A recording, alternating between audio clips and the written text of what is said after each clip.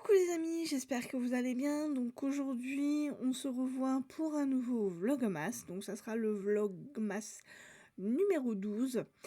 Et ça sera un petit Vlogmas sur ma bibliothèque idéale. Alors ce n'est pas un tag, je fais juste un petit vlog comme ça. Je vous ai déjà fait la bibliothèque idéale. Maintenant, enfin la librairie idéale, donc maintenant je vais vous faire la bibliothèque idéale. Donc, le jour où je pourrai, comme vous le voyez là, je vais jamais le savoir, comme vous le voyez là, donc là ici il y a mon petit village de Noël, mais par la suite, j'espère, l'année prochaine, si tout va bien, tout ça ici, donc mon village va partir, c'est sûr, quand je vais rentrer. Mon meuble où il y a mon village va disparaître aussi. Et à cet emplacement-là, donc je vais mettre plusieurs bibliothèques. Voilà, alors 3 je pense. Voilà. Comme vous le voyez, malheureusement, donc ma chambre est mansardée. Donc je ne peux pas faire des grandes bibliothèques. À un moment donné, ça n'ira pas vraiment jusqu'au plafond. Mais j'ai quand même la possibilité de faire des belles bibliothèques. Voilà. Et donc, dans ma bibliothèque, il y aura bien évidemment, donc je mettrai tous mes hardbacks. Tous les hardbacks que je peux mettre, je les mettrai. Toutes mes sagas, donc tout ce qui est Franck Tillier. Là aussi, au niveau des hardbacks, j'ai un palais d'épines de rose, donc je vais faire toute la saga, donc je mettrai tous mes palais d'épines de rose. Je vais mettre aussi ma saga, donc là je le vois derrière moi, le silence et d'ombre, donc la saga voilà, la duologie. Il y a aussi donc les troubles makers que je vais mettre, vu que c'est une duologie, donc je vais les mettre. Je mettrai aussi donc ma saga du prince cruel, vu que j'ai les 3. Donc j'ai le prince cruel, j'ai le roi maudit que vous voyez là derrière, ici, ici, voilà. Et j'ai aussi dans ma bibliothèque, alors je sais plus si c'est là, non, ça doit être encore dans ma bibliothèque là. J'ai aussi La Reine sans royaume. Voilà, donc je mettrai vraiment toutes mes sagas, tous mes hardbacks. Voilà, et je mettrai par auteur. Puis c'est tout, quoi, vraiment tout bien par auteur. Je mettrai aussi donc tout ce qui est livres de poche. Je les mettrai peut-être plus en bas, voilà, mais toujours par auteur. Donc dès que j'ai la possibilité de le faire, je le ferai. Et je vous ferai aussi peut-être dans un futur peut-être proche, je vous ferai aussi un book tour pour que vous ayez l'occasion de voir ces belles bibliothèques. Et je rajouterai peut-être des petites choses comme des petites figurines, les petites figurines pop. J'aime beaucoup. Je ne m'en achète pas parce que je ne sais pas où je les mettrai. Et que là je n'ai pas de place dans ma bibliothèque actuelle. Voilà, donc mais peut-être dans ma prochaine bibliothèque, ouais, j'essaierai d'en mettre. J'essaierai aussi d'acheter des serre-livres. J'aime bien aussi ça, des serre-livres. Quand c'est beau et que c'est bien fait, je mettrai aussi peut-être des serre-livres. Et puis des petites choses, voilà, toutes mignonnes. Pas forcément des guirlandes parce que apparemment, d'après ce que j'ai vu, il y a une personne qui a remarqué que ses livres changeaient de couleur et apparemment ça sera à cause de ces guirlandes qu'elle met au niveau de sa bibliothèque. Donc apparemment ça abîmerait, ça jaunirait les livres changeraient de couleur. Donc j'éviterai de mettre des guirlandes, mais oui, tout ce qui est serre-livres, petites figurines pop, toutes des petites choses comme ça, j'essaierai de dégainer un peu cette bibliothèque et j'essaierai de vous faire une petite vidéo sur un petit book tour, voilà, en vous présentant donc cette fameuse nouvelle bibliothèque. Voilà, là j'avais essayé avec cette bibliothèque là, mais j'avais pas réussi, c'était affreux la façon dont je faisais, ça m'énervait plus qu'autre chose. Surtout que vous aurez remarqué dans cette bibliothèque-là, en fait, j'ai des livres devant, mais j'ai aussi des livres derrière. C'est 2 rangées de livres et en fait, pour, les montrer, c'est assez compliqué, surtout quand on tient, une caméra d'une main et qu'on essaie de faire voir, de l'autre main, on essaye de faire voir les livres et on essaye d'enlever les livres qui sont devant pour faire montrer ceux de derrière. Mais c'est assez, gymnastique, en fait. C'est une gymnastique à avoir et moi j'ai galéré à la faire. Donc c'est pour ça que je ne vous l'ai jamais faite, en fait. Voilà. Et puis, bah, écoutez, c'est tout, ce que oui, voilà, c'est tout ce que je voulais vous dire, heu, peut-être qu'un jour, j'essayerai ou peut-être le jour où vraiment j'ai ces bibliothèques. Ce que je ferai aussi, c'est que, j'essayerai de, comment dire? D'allumer ma caméra au moment où je mets mes livres dans ma bibliothèque et le jour où j'ai, un logiciel de montage qui me permet de le faire, je vous mettrai une vidéo spéciale où je vous fais voir comment est-ce que j'installe mes livres et je pour vous mettre en avance rapide et tout. J'ai vu qu'il y a des gens qui le faisaient ça et ça, je trouve ça cool de le faire. Donc j'essaierai de vous faire ça aussi, de me prendre en vidéo en train de mettre mes livres dans ma bibliothèque, de vous faire des petits, comment dire? Des petites avancées, des petits moments plus calmes et puis à la fin, je vous montrerai donc avec mon téléphone ce que ça donne et je vous le ferai voir, de plus près. Voilà, voilà ce que je ferais si j'avais, une bibliothèque idéale. J'essaierai de bien faire les choses, de tout mettre, bien parce que moi je suis fort, stricte par rapport à ça. Donc j'essayerai qu'elle ait un tant soit peu d'allure. Là je l'ai pas fait avec, celle que j'ai là derrière parce qu'en fait, ce qui s'est passé, c'est que, ma mère voulait vraiment, en fait, ma mère voulait que je me comment dire? Se débarrasser de 2 cartons au moins de livres parce que tous mes livres sont dans la chambre de ma mère dans des cartons et en fait, elle voulait que je me débarrasse de 2 cartons de livres, donc elle m'a pas vraiment laissé le choix. Parce que moi, j'aurais voulu bien le faire et tout, mais c'était pas possible. Donc ce que j'ai fait, c'est que j'ai pris 2 cartons, j'ai enlevé tous les livres qu'il y avait dedans, je les ai mis sur le lit, de ma mère et j'ai pas vraiment regardé, j'ai pas vraiment fait attention à ce qu'il y avait. J'ai tout mis comme ça, dans ma bibliothèque. Voilà, j'ai tout mis, les grands livres ensemble, les hardbacks ensemble, les voilà, les livres brochés et hardback, j'ai tout mis comme ça, et je me suis dit: «Bon, bah, c'est bon, je me suis débarrassée de 2 comment dire? De 2 cartons». Pareil, pour ceux d'en bas, en fait, sur cette bibliothèque-là, là, ici, 1er étage, il y a des brochets. Là, ici, il y a ma télé. Il y a encore un étage où c'est encore d'autres brochets et l'étage tout en dessous, en fait, c'est, des poches. J'ai quand même, les 3 non les ouais si un deux les 4 ouais les 4 Victor Hugo, que j'ai mis en bas, mais sinon, la plupart des livres que j'ai en bas, ce ne sont que, des livres de poche. Voilà. Donc le jour où j'aurai vraiment la possibilité d'avoir, d'autres bibliothèques, je vous ferai ça bien, je mettrai, voilà. Je ferai pour que vous voyez, mieux, ce que j'ai dedans et j'essaierai de mieux faire les choses. Là, pour l'instant, c'est un peu fouillis parce que, en fait, ce que vous voyez là non, là, c'est bon, je vais jamais y arriver. Ce que vous voyez là dans ma bibliothèque, en fait, bah, tous les livres que vous voyez là, en fait, c'est tous des livres que j'ai terminés. Voilà. Il y en a très, très peu que je n'ai pas fini. Il y a le comment dire? Le Stephen King, il y a le Donato Carrisi que j'ai pas lu encore, il y a le Nicolas Begley, voilà, que j'ai pas lu ici en haut, voilà. En bas, il me semble aussi que j'ai fini de lire tous mes livres. Je regarde quand même, hein, 2 secondes. Heu, non, je crois que c'est bon. Non, je crois que c'est bon. Même, dans mon deuxième étage pour ma bibliothèque, j'ai fini le deuxième étage aussi, j'ai lu tous mes livres.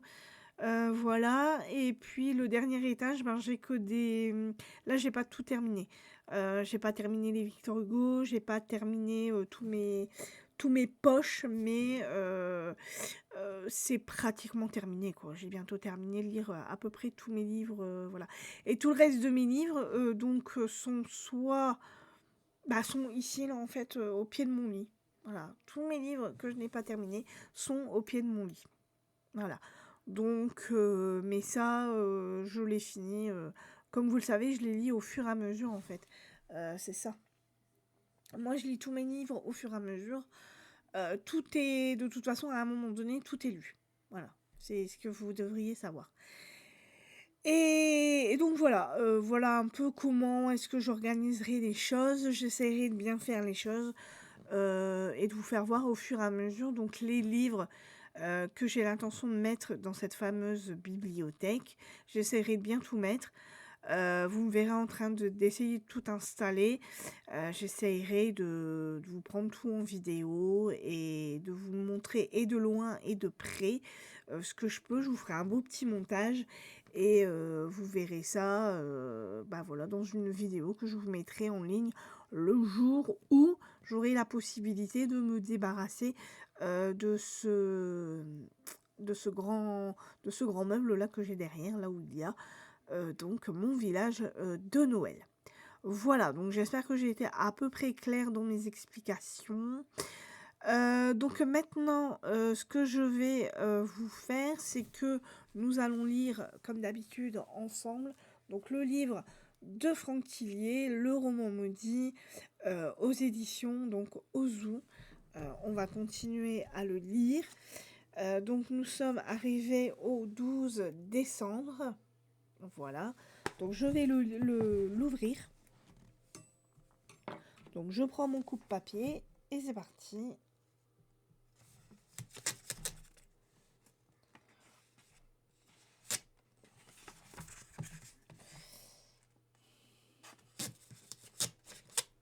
Qu'est-ce qui va arriver à Naël? Ça... Oh là. Je vois les images, ça fait peur. Alors... Ok.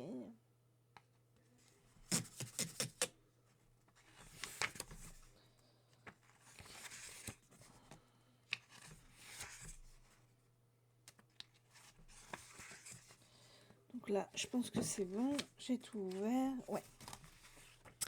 Alors, on est parti. Et apparemment, il y a beaucoup de choses. Alors, ça a fonctionné. Même en s'endormant ailleurs, Naël se réveille chez lui, dans son lit. La moindre trace de fête a disparu. Tout ce qui a été mouillé, taché, cassé, a été réparé par des formidables architectes du temps. Il se précipite devant le miroir de la salle de bain, observe son visage, son nez. Pas de sang, pas encore. Vite, il ouvre le carnet de Léo. Donc là, on a Naël dans le lit, dans son lit, qui dort tranquille.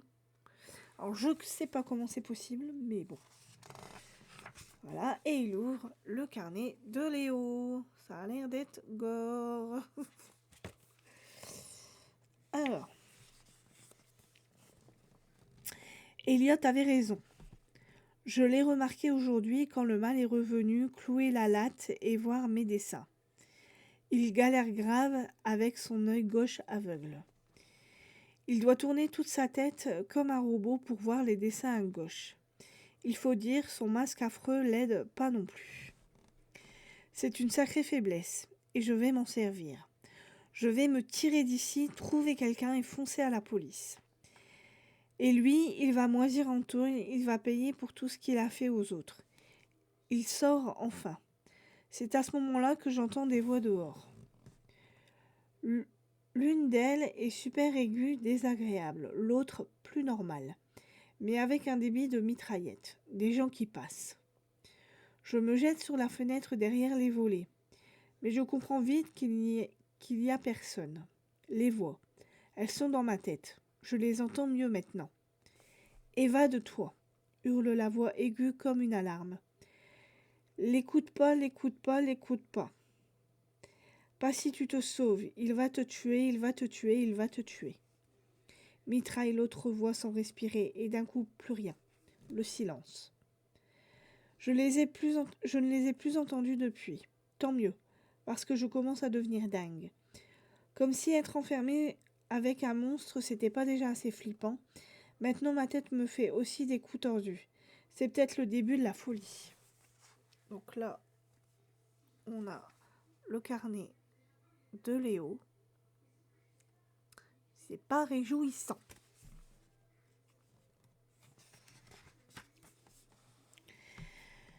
Naël sent de plus en plus une vraie peur lui grignoter le ventre.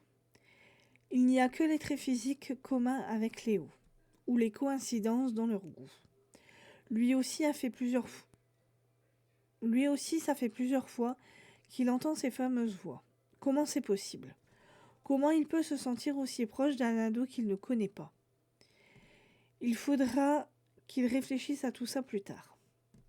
En ce nouveau 1er décembre, il a une journée chargée. Il a des vies à sauver.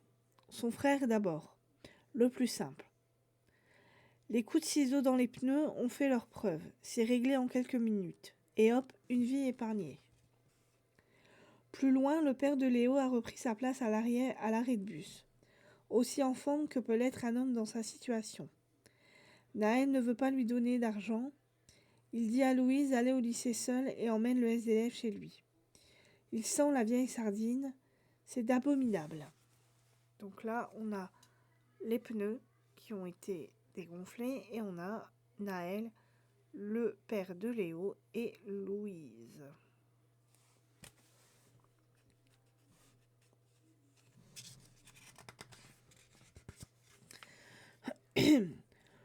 Vous allez prendre un bon bain rempli de mousse et après vous avalerez un vrai repas, ordonne Naël.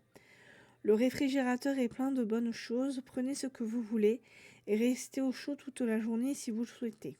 Je ne connais même pas votre nom. Votre prénom, pardon.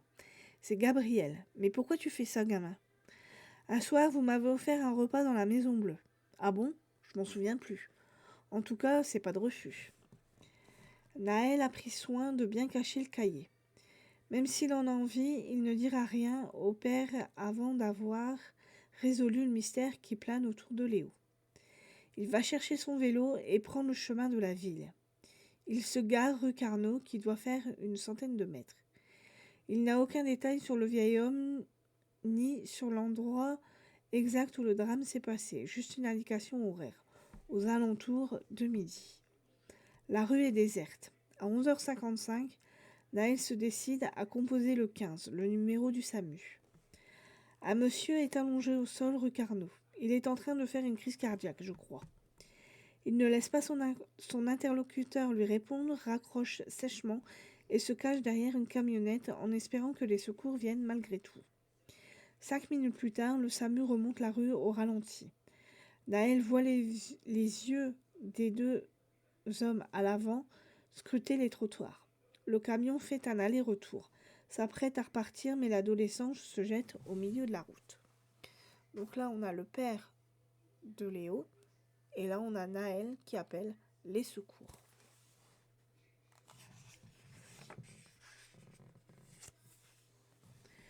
Ne partez pas. L'homme au volant descend très en colère. Il laisse tourner le moteur. Naël recule au fur et à mesure que le soignant avance. C'est toi qui nous as dérangés pour rien? Ça devait arriver bientôt. Un homme va avoir une crise cardiaque, vous devez me croire. Tu te rends compte qu'à cause de toi, des gens vont peut-être mourir parce qu'on ne peut pas les secourir? Naël s'apprête à prendre ses jambes à son cou, mais il aperçoit soudain un vieux monsieur qui marche avec difficulté à l'angle d'une rue perpendiculaire. L'instant d'après, il s'effondre. Là-bas, regardez! Le chauffeur lève les sourcils, halluciné. C'est quoi ce délire? Donc là, ici, on a Naël avec le gars du SAMU, le camion du SAMU, et là, le monsieur qui est en train de faire une belle crise cardiaque.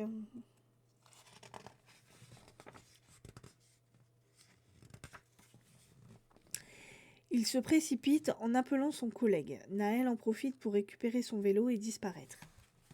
Attendez, j'ai mon serre-tête qui est en train de se barrer. Il était moins une. Il fonce à toute allure vers le parc, à l'autre bout de la ville, en espérant arriver à temps. La maison du jardinier se situe sur le bord intérieur dans une végétation dense et heureusement, elle n'est pas encore partie en flammes.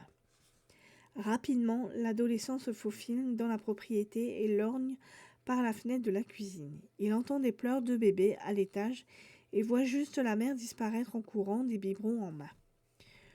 Une casserole pleine d'eau est encore en train de bouillir sur le feu.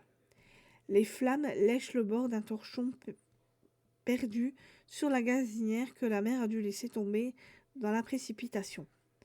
Naël court vite vers la porte d'entrée, tourne la poignée au cas où. Heureusement, c'est ouvert. Il se rue sur le bout de tissu dont l'extrémité commence à flamber, le jette au sol et étouffe les flammes du pied. Puis il éteint le gaz, hésite en regardant vers l'étage et prend la fuite, ni vu ni connu. La vie de ces gens vient de basculer et ils ne le sauront jamais. Il rentre chez lui. Tout est parfait, en ordre. Le père de Léo a quitté les lieux, il a laissé un mot sur la table. « Tu es un ange, je ne te remercierai jamais assez. » Naël se sent gonflé de fierté. Il n'a pas révolutionné le monde, il n'est pas devenu une star du lycée entouré de faux amis, mais ce qu'il a fait, c'est le bien. Il est sûr qu'il peut faire encore plus, encore mieux. Tu as le choix à ce stade, où se couche. Il a le choix à ce stade, pardon. Ou se coucher et voir si la boucle est enfin cassée, ou rester éveillé jusqu'au lendemain. Attendre. Acheter le journal et voir si le docteur Bonheur a bien changé le destin de ces gens. Donc là, on a Naël, qui est en train d'essayer de prendre le torchon qui est en train de brûler sur la gazinière pour essayer de l'éteindre. Et là, ici, donc là, on a le message du père de Léo qui lui dit que c'est un ange.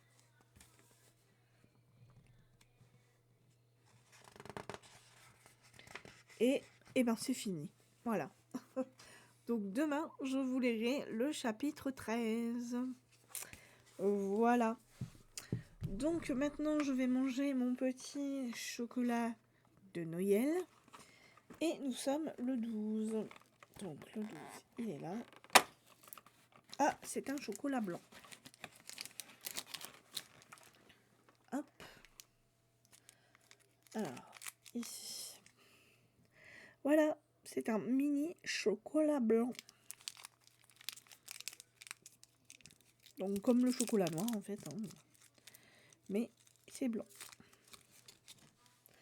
Voilà. Je le mangerai après.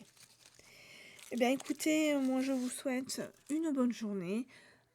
Faites de bonnes lectures et on se voit donc demain pour un nouveau Vlogmas. Bye bye.